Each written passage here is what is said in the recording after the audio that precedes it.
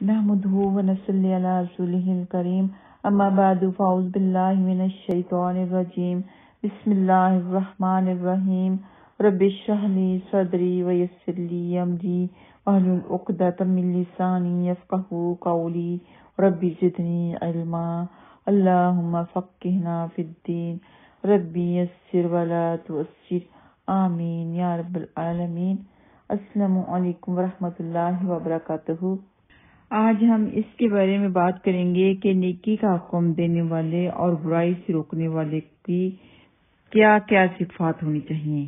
तो जैसे कि मैंने आप लोगों को बताया कि हर एक के ऊपर वाजिब है, फर्ज है कि वो अपने इस्ताअत के मुताबिक अमर बिल मारूफ और नही अनिल मुनकर का काम करे, यानी नेकी का हुक्म दे, बुराई से मना करे।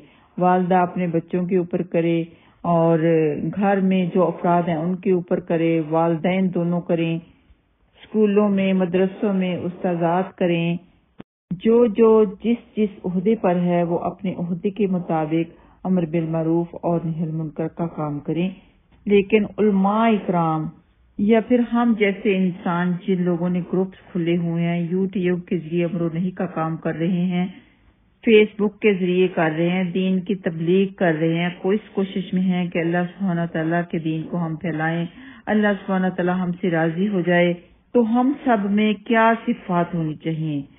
तो 7 सिफात ऐसी हैं जिनका होना हम सब में बेहद जरूरी है, जिसकी वजह से फिर हम अमर बिल मरूफ और नही अनिल मुनकर का काम कर सकेंगे और इसमें बरकत होगी, लोगों के दिलों पर असर होगा।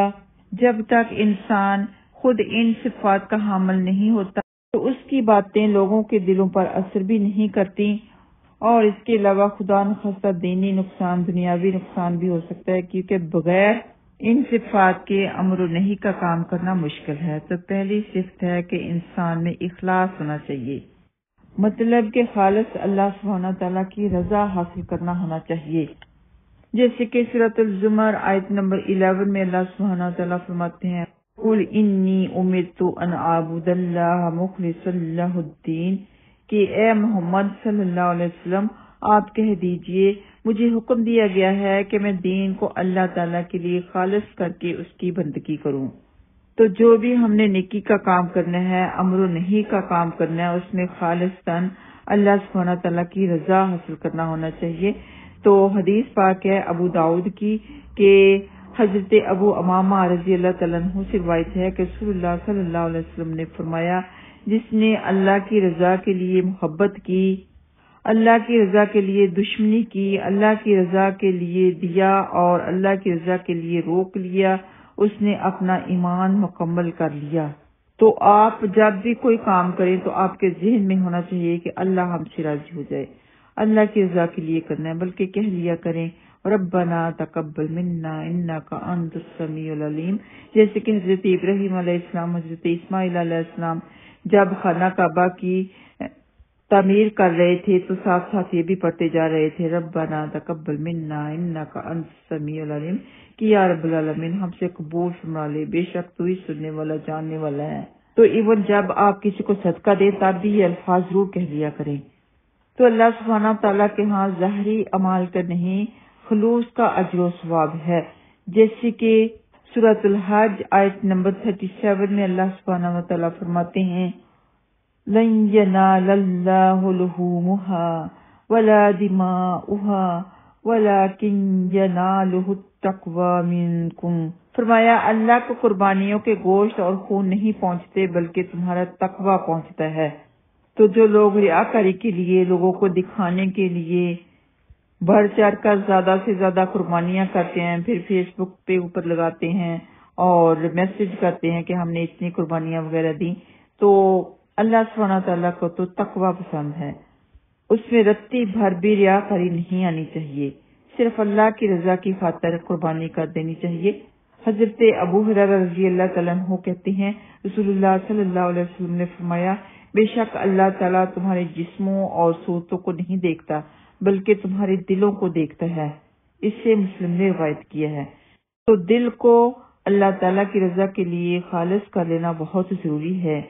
अमल के बगैर महज खलूस की बुनियाद पर भी अल्लाह ताला के यहाँ अजर सवाब है। اس کے بارے میں حضرت جابر رضی اللہ تعالیٰ عنہ کہتے ہیں، ہم ایک غزوہ میں نبی اکرم صلی اللہ علیہ وسلم کے ساتھ تھے۔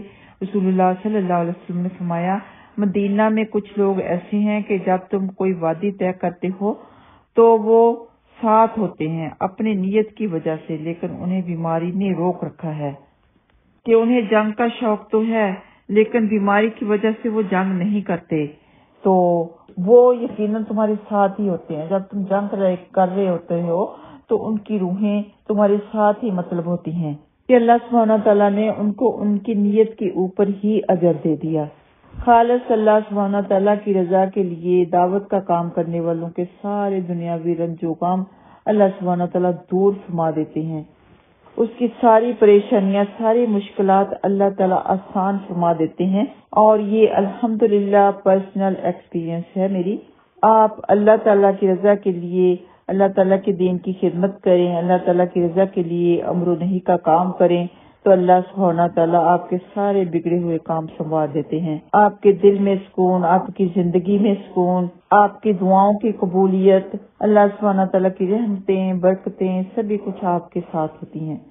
تو حضرت عبداللہ بن مسعود رضی اللہ تعالیٰ عنہما بھی کہتے ہیں، میں نے تمہارے نبی اکرم صلی اللہ علیہ وسلم کو فرماتے ہوئے سنا ہے کہ جس آدمی نے اپنے تمام رنج و غم ایک رانجھ میں اکٹھے کر دیے ہوں، یعنی آخرت کا غم، اللہ اس کے سارے دنیاوی رنج و غم دور فرما دے گا، اور جو شخص دنیا کے رنج و غم میں پریشان ہوتا رہتا ہے یا ہوتا رہے گا، اللہ تعالیٰ کو اس کی کوئی پرواہ نہیں کہ وہ دنیا کی جون سی وادی میں ہلاک ہو۔ اسے ابن ماجہ نے روایت کیا ہے۔ تو جو انسان اپنے دنیاوی رنج و غم میں اپنے آپ کو ہلاک کر لیتا ہے، تباہ کر لیتا ہے، بیماریوں میں پھنس جاتا ہے، ڈپریشن میں پڑ جاتا ہے، تو ایسے لوگوں کا اللہ تعالیٰ ساتھ نہیں دیتا، کیونکہ یہ دنیاوی جو رنج و غم ہوتے ہیں، ڈپریشن وغیرہ کچھ بھی ہوتا ہے، دنیاوی جو نقصان ہوتا ہے، وہ آپ کی ایک آزمائش ہوتا ہے۔ تو جو اس آزمائش میں صبر کرے گا، اللہ تعالیٰ اس کا ساتھ دے گا، اس کے سارے کام، بگڑے ہوئے کام درست کر دے گا۔ لیکن جو اس آزمائش میں فیل ہو جائے گا، یعنی ڈپریشن میں پڑ جائے گا اور اپنا ٹائم اپنے رنج و غم میں ویسٹ کرتا رہے گا، دین کی طرف توجہ نہیں کرے گا، تو اس کے لیے وہ اس کا رنج و غم وبال بن جائے گا۔ اور جو اپنے رنج و غم میں دین کی طرف زیادہ توجہ دے گا، استغفار زیادہ کرے گا، اللہ تعالیٰ سے زیادہ رجوع کرے گا، تو رنج و غم وہ جو ہیں وہ اس کے لیے رحمت بن جاتے ہیں۔ اللہ تعالیٰ اس کے رنج و غم بھی دور کر دیتے ہیں، آخرت میں بھی اجر عظیم عطا فرماتے ہیں، اور اس کو دین کے لیے خاص بھی کر لیتے ہیں۔ تو دنیاوی کوئی بھی آپ کو رنج و غم ہو، اس سے آپ گھبرائیں نہیں، ڈپریشن میں مت پڑیں، صبر کریں، اللہ تعالیٰ اجر دیں گے۔ اللہ تعالیٰ نے قرآن پاک میں فرمایا نا کہ ان اللہ مع الصابرین، اللہ تعالیٰ صبر کرنے والوں کے ساتھ ہے، تو اس میں صبر کا مظاہرہ ضرور کرنا ہے۔ تو جس نیک عمل میں کوئی دنیاوی مفاد شامل ہو، اس کا سارا اجر ضائع ہو جاتا ہے۔ بے شک آپ کے کسی نیک عمل میں آپ کو دنیاوی فائدہ بھی ملتا ہے، تو وہ سیکنڈ آپشن ہونی چاہیے، فرسٹ آپشن آپ کی اللہ تعالیٰ کی رضا حاصل کرنا ہونی چاہیے۔ تو ابو ہریرہ رضی اللہ تعالیٰ عنہ سے روایت ہے کہ ایک آدمی نے عرض کیا، یا رسول اللہ صلی اللہ علیہ وسلم، ایک آدمی جہاد فی سبیل اللہ کا ارادہ رکھتا ہے اور ساتھ دنیا کا مال بھی حاصل کرنا چاہتا ہے، اس کے لیے کتنا ثواب ہے؟ رسول اللہ صلی اللہ علیہ وسلم نے فرمایا، اس کے لیے کوئی اجر و ثواب نہیں۔ لوگوں نے اسے بہت بڑی بات سمجھا اور اس آدمی سے کہا، رسول اللہ صلی اللہ علیہ وسلم سے دوبارہ مسئلہ دریافت کرو، شاید تم اپنی بات اچھی طرح واضح نہیں کر سکے۔ اس آدمی نے پھر دریافت کیا، یا رسول اللہ صلی اللہ علیہ وسلم، ایک آدمی جہاد فی سبیل اللہ کا ارادہ رکھتا ہے اور ساتھ دنیا کا مال بھی حاصل کرنا چاہتا ہے، اس کے لیے کتنا ثواب ہے؟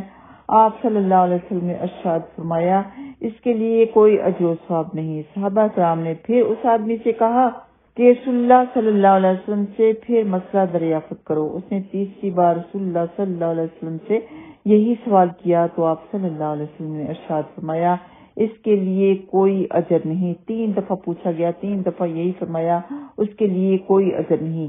اسے ابو داؤد نے روایت کیا ہے۔ تو مطلب یہ کو مال کی غرض سے جہاد کرنا چاہتا تھا، مال حاصل کرنا چاہتا تھا۔ اس معاملے میں بڑا ہی ڈر رہتا ہے کہ کہیں کوئی دنیاوی مقصد دین پر غالب نہ آ جائے، یا ریاکاری بھی نہ آ جائے تو مل کے سب اللہ سبحانہ تعالیٰ سے دعا کرتے ہیں کہ اللہ سبحانہ تعالیٰ ہمیں اپنے ان خاص بندوں میں شمار فرما لے جو اللہ کی رضا کی خاطر دین کی خدمت کرتے ہیں، امر و نہی کا کام کرتے ہیں۔ تو ربنا تقبل منا انک انت السمیع العلیم، آمین یا رب العالمین۔ وآخر دعوانا ان الحمد للہ رب العالمین۔ السلام علیکم ورحمۃ اللہ وبرکاتہ۔